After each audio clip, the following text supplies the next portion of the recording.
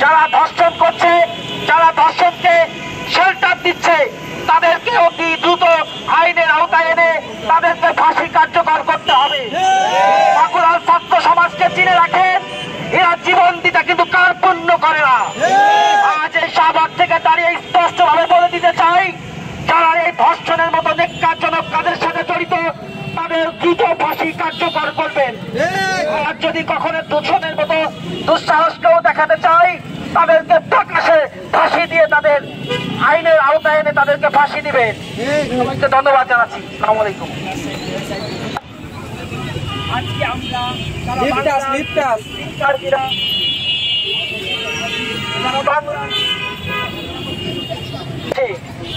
আজ আমাদেরকে এইখানে কেন দেখতে হবে? গতকালকে যখন আসিয়াকে ধর্ষণের পরে মাগুরা থেকে ফরিদপুরে পাঠানো হলো, ফরিদপুরে যখন আসিয়া ছিল, কাতরাচ্ছিল বেডে, তখনও প্রশাসনের থেকে আসিয়ার চিকিৎসারও কোনো উদ্যোগ নেওয়া হয়নি। আমরা শিক্ষার্থীরা তাকে ঢাকায় আনার ব্যবস্থা করেছি। যখন আসিয়াকে আইসিইউতে রাখা হয়, তখন আমরা দেখেছি আসিয়ার শরীরে কি হিংস্র দাগ।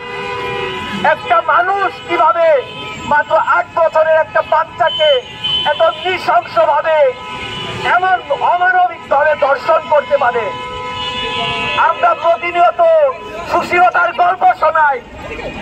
আমরা বলি যদি আমাদের বোনেরা সঠিকভাবে চলাফেরা করে তাহলে হয়তো ধর্ষণ হবে না, কিন্তু 8 বছরের একটা বাচ্চা, তাকে কিভাবে ধর্ষণ করা হলো?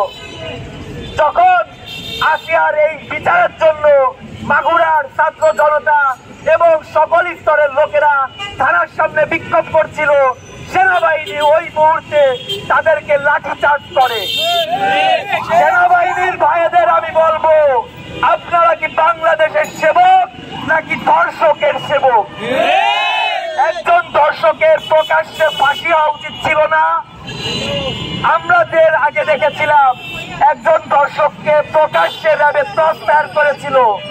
আমরা কি এই ক্রস ফায়ার প্রকাশ্যে চাই নাকি ধর্ষককে 6 মাস পরে আবার খোলা বাতাসে ঘুরে বেড়াতে দেখতে চাই? আমি প্রশাসনের কাছে বলবো, স্বরাষ্ট্র উপদেষ্টা, আপনি যদি ব্যর্থ হন, বিনীতভাবে অনুরোধ করবো ক্ষমতা ছেড়ে দিন।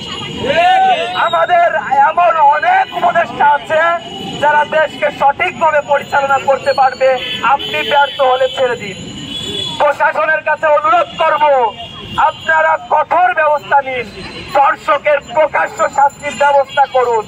এমন শাস্তি দিন যাতে কেউ ধর্ষণের কথা চিন্তা করার আগে আটকে ওঠে।